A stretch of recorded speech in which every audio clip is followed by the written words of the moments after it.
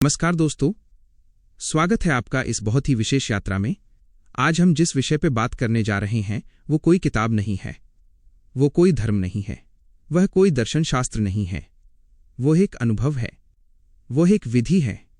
आज हम बात करेंगे विज्ञान भैरव तंत्र के बारे में। दोस्तों, भगवान शिव को आदि योगी कहा जाता है। उन्होंने ही योग और तंत्र का ज्ञान दुनिया को दिया। विज्ञान भैरव तंत्र भगवान शिव और देवी शक्ति के बीच का एक संवाद है। ये एक बातचीत है। एक बार देवी शक्ति ने भगवान शिव से कुछ प्रश्न पूछे। उन्होंने पूछा कि हे शिव, आपका असली रूप क्या है? ये जगत कैसे बना है? जीवन और मृत्यु का रहस्य क्या है?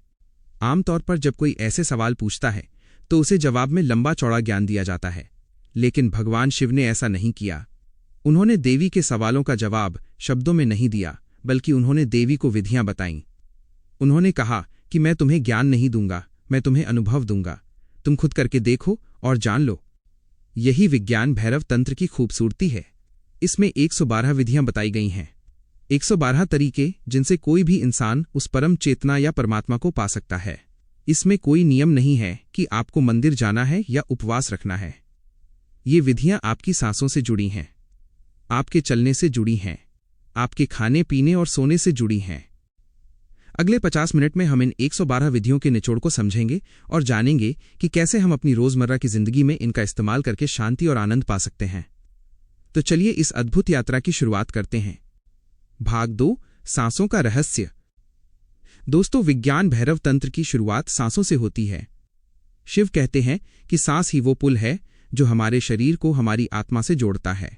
हम दिन भर सांस लेते हैं, लेकिन कभी उस पर ध्यान नहीं देते। भगवान शिव पहली विधि बताते हैं। वे कहते हैं कि हे देवी, उस संधि काल पर ध्यान दो जहां सांस अंदर आती है और जहां से सांस बाहर जाती है। इसे सरल भाषा में समझते हैं। जब आप सांस अंदर लेते हैं तो एक पल ऐसा आता है जब सांस अंदर जाना बंद हो जाती है और बाहर निकलना शुरू नहीं होती। वो जो बीच का एक बहुत छोटा सा पल है जहां सांस रुकी हुई है, वहीं सत्य है, वहीं शून्य है। ऐसे ही जब सांस बाहर निकलती है और इससे पहले कि आप दोबारा सांस अंदर लें, एक छोटा सा गैप आता है, एक ठहराव आता है। शिव कहते हैं कि उस ठहराव में ही परमात्मा का निवास है। अगर आप दिन में कुछ मिनट सिर्फ अपनी आती और जाती सांस को देखें और उन दोनों के बीच के खालीपन को महसूस करें, तो आपका मन एकदम शांत हो जाएगा। विचार गायब हो जाएंगे, क्योंकि विचार तभी चलते हैं जब सांस चलती है। जहां सांस रुकी वहां विचार भी रुक जाते हैं। आप इसे अभी भी कर सकते हैं। अपनी आंखें बंद करें, सांस अंदर लें, महसूस करें कि सांस कहां मुड़ रही है। जैसे गाड़ी यू टर्न लेती है, वैसे ही सांस यू टर्न लेती है। उस मोड़ पर ध्यान लगाएं। यही भैरव तंत्र की पहली और सबसे शक्तिशाली विधि है। भाग 3, मध्य का विज्ञान। अगली कुछ विधियां हमारे शरीर के केंद्र या मध्य भाग पर आधारित हैं। शिव कहते हैं कि हमारा मन हमेशा किनारों पर भागता है। या तो हम भविष्य में होते हैं या भूतकाल में। हम कभी वर्तमान में नहीं होते। शिव कहते हैं कि जब तुम किसी भी दो चीजों के बीच में होते हो तो तुम मध्य में होते हो, और मध्य में ही संतुलन है। उदाहरण के लिए, जब आप जाग रहे होते हैं और जब आप सोने वाले होते हैं, उन दोनों के बीच एक अवस्था आती है जब न आप पूरी तरह जागे हैं और न पूरी तरह सोए हैं। वह तंद्रा की अवस्था है। शिव कहते हैं कि उस अवस्था में बहुत ध्यान से देखो, वहीं तुम्हें अपने असली स्वरूप के दर्शन होंगे। एक और विधि है जिसमें शिव कहते हैं कि अपनी रीढ़ की हड्डी पर ध्यान लगाओ। हमारी रीढ़ की हड्डी के बीचों बीच एक धागे जैसी नाड़ी होती है जिसे सुषुम्ना कहते हैं। कल्पना करो कि ये नाड़ी कमल के रेशे जैसी पतली है और इसमें से ऊर्जा ऊपर उठ रही है। जब आप अपनी रीढ़ की हड्डी पर ध्यान केंद्रित करते हैं तो आप अपने शरीर के गुरुत्वाकर्षण से मुक्त होने लगते हैं। आपको हल्कापन महसूस होता है। मध्य का एक और अर्थ है हृदय। शिव कहते हैं कि अपने ध्यान को अपने हृदय के बीचों बीच ले जाओ। वहां 2 कमल के फूलों के बीच में जो खाली जगह है, वहां ध्यान लगाओ। जब आप अपने दिल के केंद्र में ठहरते हैं तो बाहर की दुनिया का शोर बंद हो जाता है। भाग 4, शून्यता और आकाश। विज्ञान भैरव तंत्र में शून्य यानी खालीपन का बहुत महत्व है। हम हमेशा किसी न किसी चीज से भरे रहते हैं, विचारों से, चिंताओं से और काम से। शिव कहते हैं कि खाली होना सीखो। एक बहुत सुंदर विधि है। शिव कहते हैं कि कल्पना करो कि तुम्हारा शरीर खाली है, जैसे एक मटका होता है। बाहर से दिखता है कि मटका है, लेकिन अंदर सिर्फ खाली जगह है। वैसे ही अपनी आंखें बंद करो और सोचो कि मेरी त्वचा सिर्फ एक दीवार है और अंदर कुछ नहीं है। न हड्डियां हैं, न मांस है, न खून है, सिर्फ खाली आकाश है। जब आप ये कल्पना करते हैं कि आप अंदर से बिल्कुल खाली हैं, तो आप बहुत हल्का महसूस करते हैं। आपकी सारी भारीपन और तनाव उस खालीपन में विलीन हो जाता है। एक और विधि है खुले आकाश को देखने की।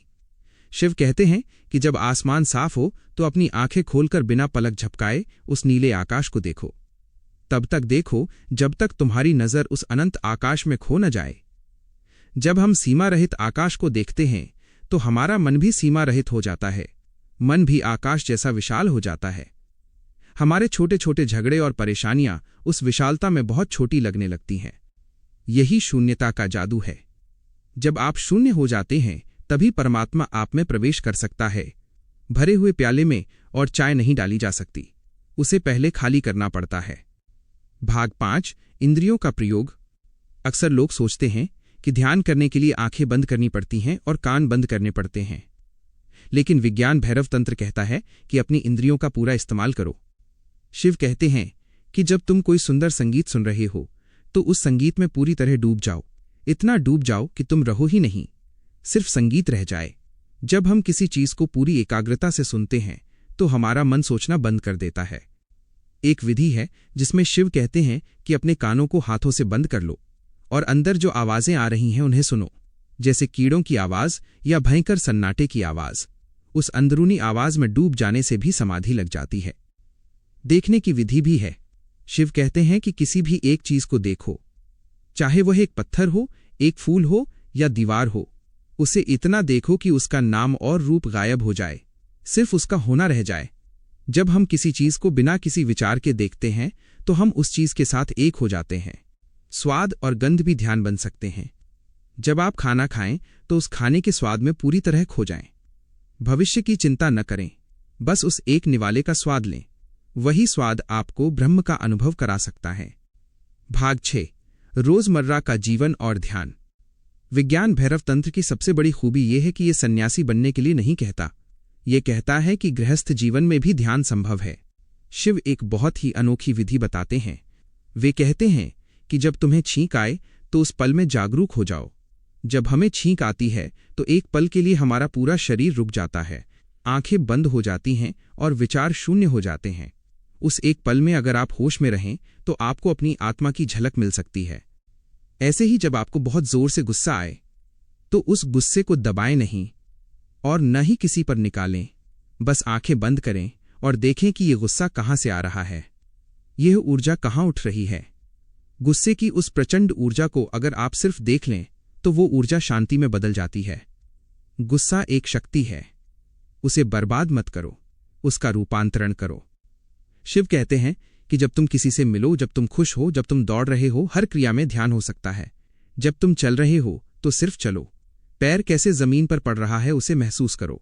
इसे ही आज की भाषा में हम माइंडफुलनेस कहते हैं। ये हजारों साल पहले शिव ने हमें सिखाया था। भाग 7 प्रेम और भावनाएं। तंत्र में प्रेम और काम वासना को भी नकारा नहीं गया है। शिव कहते हैं कि संभोग या प्रेम के क्षणों में जो आनंद मिलता है वह आनंद शरीर का नहीं है, वो आनंद मन के शांत होने का है। जब दो प्रेमी मिलते हैं और एक दूसरे में खो जाते हैं तो उस समय अहंकार मिट जाता है। वहां मैं और तुम खत्म हो जाते हैं, वहां सिर्फ एक होना रह जाता है। शिव कहते हैं कि उस आनंद के क्षण में शरीर को भूलकर उस खुशी पर ध्यान लगाओ। वो खुशी परमात्मा की खुशी की एक झलक है। ऐसे ही जब आप किसी अपने पुराने मित्र या रिश्तेदार से बहुत दिनों बाद मिलते हैं तो जो खुशी की लहर दौड़ती है उस पर ध्यान दें। उस खुशी में ही भगवान है। भावनाओं का भी उपयोग किया जा सकता है। अगर आपको डर लग रहा है तो डर से भागे नहीं, डर के सामने खड़े हो जाएं और देखें कि डर क्या है। डर सिर्फ एक विचार है। जब आप डर को घूर कर देखते हैं तो वो गायब हो जाता है। भाग 8 अंधकार का ध्यान। ज्यादातर लोग अंधेरे से डरते हैं। हम हमेशा रोशनी की तलाश में रहते हैं, लेकिन शिव कहते हैं कि अंधेरा बहुत शांतिपूर्ण है। मां के गर्भ में भी अंधेरा था और वहीं हमें सबसे ज्यादा शांति मिली थी। एक विधि है जिसमें शिव कहते हैं कि घुप अंधेरे कमरे में बैठ जाओ और अपनी आंखें खोलकर उस अंधेरे को देखो। अंधेरा अनंत है, रोशनी की सीमा होती है, लेकिन अंधेरे की कोई सीमा नहीं होती।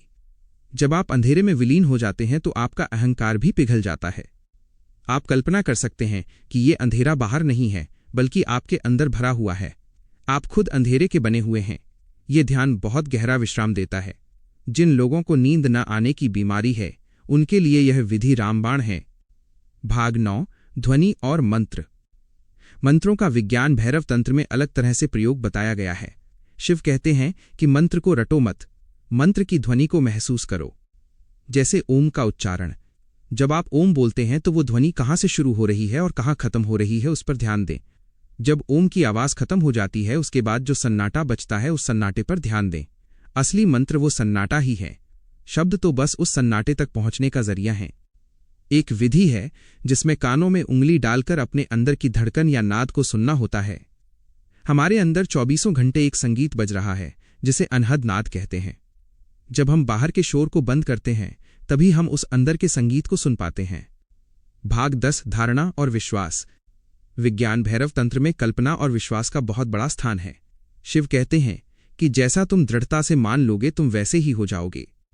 अगर आप पूरी शक्ति से यह मान लें कि मैं ही परमात्मा हूं, मैं सर्वशक्तिमान हूं, मैं हर जगह हूं, तो धीरे धीरे आपका आचरण और आपका अनुभव वैसा ही होने लगेगा। हम जैसा सोचते हैं वैसे ही बन जाते हैं। शिव कहते हैं कि ये मत सोचो कि तुम एक छोटे से शरीर में कैद हो। सोचो कि यह पूरा ब्रह्मांड मेरा ही शरीर है। तारे मेरी आंखें हैं, हवा मेरी सांस है, नदियां मेरा खून है। जब आप अपनी चेतना को इतना विस्तार देते हैं तो छोटे मोटे दुख आपको छू भी नहीं पाते।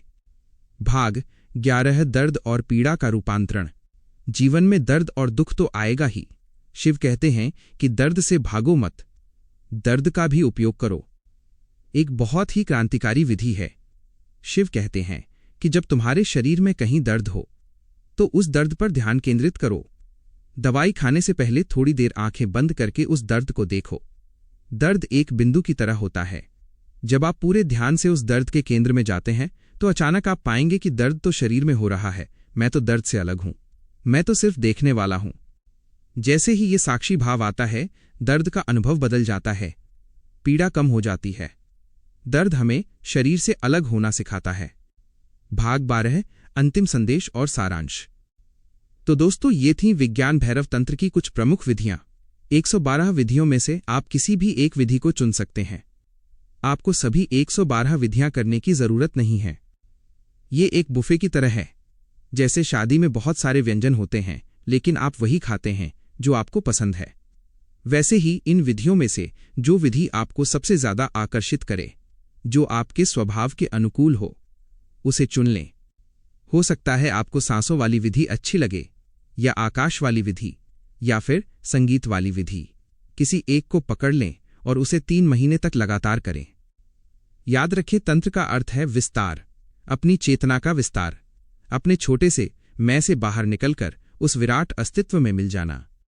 भगवान शिव ने ये विधियां इसलिए दी ताकि हर इंसान, चाहे वो पढ़ा लिखा हो या अनपढ़ अमीर हो या गरीब स्त्री हो या पुरुष, हर कोई अपना कल्याण कर सके।